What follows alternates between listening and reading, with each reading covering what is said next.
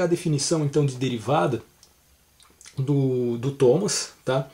Que é o seguinte, ele diz que a derivada em relação a x de um determinado polinômio, eu vou chamar ele de x na n.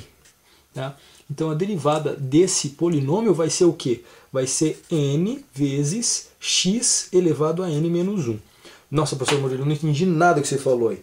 Então beleza, seguinte, é fácil entender que é difícil entender, né? Você não consegue, apenas olhando a regra, saber o que se trata. Mas ele está dizendo aqui que você tem um polinômio x na n. O que vai acontecer? Esse índice n aqui, esse expoente n, vai multiplicar o polinômio e vai cair uma unidade. Tá? Eu vou usar um exemplo aqui que vai ficar mais fácil de vocês entenderem. Se eu tiver uma função y igual a x elevado à quinta, aplicando a regra da derivada, eu vou ter derivada de y, derivada em relação a x. Sempre que eu fizer uma derivada, eu tenho que dizer em relação a quem eu estou derivando, né?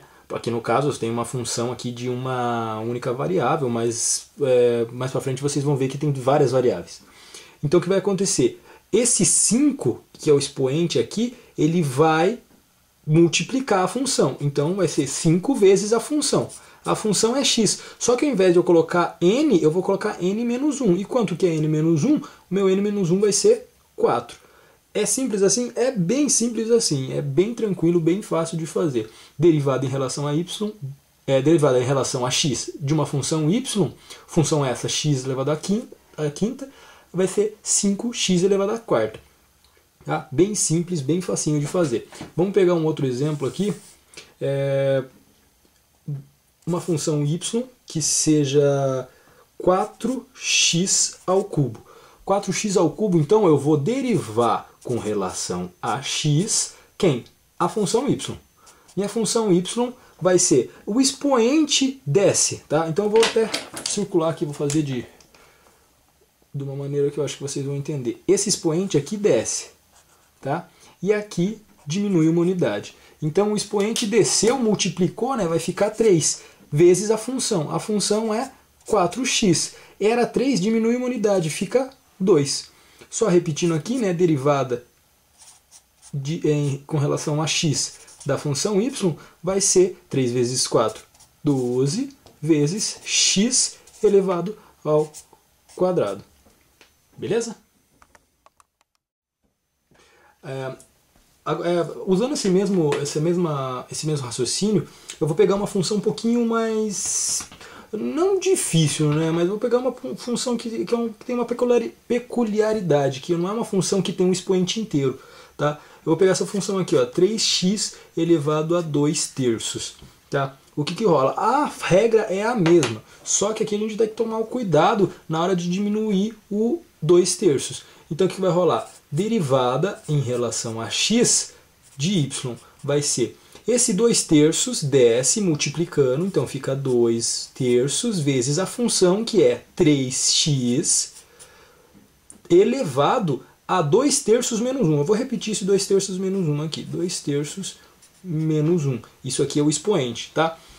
Vamos fazer um parênteses aqui e vamos descobrir quanto vale 2 terços menos 1. Se você não teve uma boa base matemática, lá no teu ensino médio, você vai tirar o mínimo múltiplo comum ou não sei que macumba que você vai fazer aqui. Eu costumo fazer aqui assim, né? 2 terços menos 1.